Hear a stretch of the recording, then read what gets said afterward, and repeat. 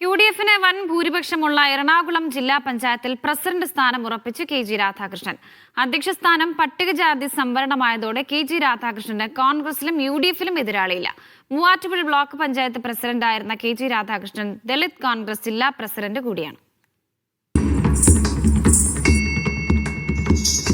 എറണാകുളം ജില്ലാ പഞ്ചായത്ത് പാമ്പാക്കുട ഡിവിഷനിൽ നിന്നും ജനവിധി തേടുന്ന ഇടതുപക്ഷ ജനാധിപത്യ മുന്നണി ഓട്ടംതുള്ളൽ കലാകാരന്മാരെ അടക്കം രംഗത്തിറക്കി പ്രചരണത്തിന് പലവഴി തേടിയ LDFന് പാമ്പാക്കുട ഡിവിഷനിൽ പക്ഷേ അടിപതറി. 6346 വോട്ടിന്റെ ഭൂരിപക്ഷത്തിൽ CPIയിലെ CT ശശിയെയാണ് രാധാകൃഷ്ണൻ പരാജയപ്പെടുത്തിയത്. ജില്ലാ പഞ്ചായത്തിലേക്ക് സംഭരണ വിഭാഗത്തിൽ ജയിച്ചെത്തിയ ഏക കോൺഗ്രസ് പ്രതിനിധിയും രാധാകൃഷ്ണനാണ്. ചരിത്രത്തിലെ ഒരുപക്ഷെ പാമ്പാക്കുട ഡിവിഷനിലെ ഏറ്റവും വലിയ ഭൂരിപക്ഷത്തിലാണ് എന്നെ വിജയിപ്പിച്ചത്. അപ്പോൾ ആ ജനങ്ങളോടുള്ള പ്രത്യേകമായ കടപ്പാടും സ്നേഹവും ഈ അവസരത്തിൽ അറിയിക്കുകയാണ്. തീർച്ചയായും അവരെ ചേർത്ത് പിടിക്കുന്ന, എനിക്ക് ഏറ്റവും സ്നേഹം തന്ന ആ പ്രദേശത്തെ ജനങ്ങൾ, പ്രത്യേകിച്ചും കാർഷിക മേഖലയിൽപ്പെട്ട ഒരു പ്രദേശമാണത്.